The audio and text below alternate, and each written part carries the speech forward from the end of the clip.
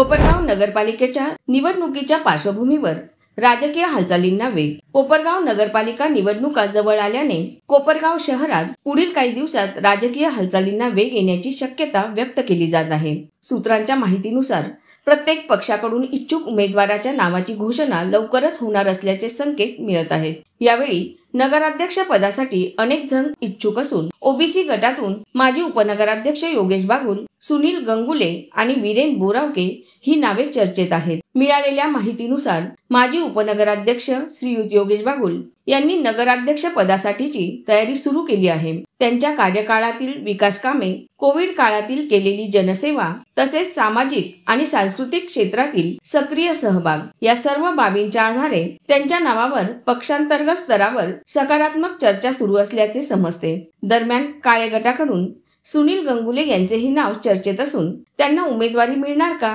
याकडे सर्वांचे लक्ष लागले आहे। मात्र या घडामोडीवर श्रीयुत योगेश बागुल यांची अधिकृत प्रतिक्रिया अद्याप आलेली नाही। त्यांच्या प्रतिक्रियेसाठी आमच्याकडून संपर्क साधला जात आहे।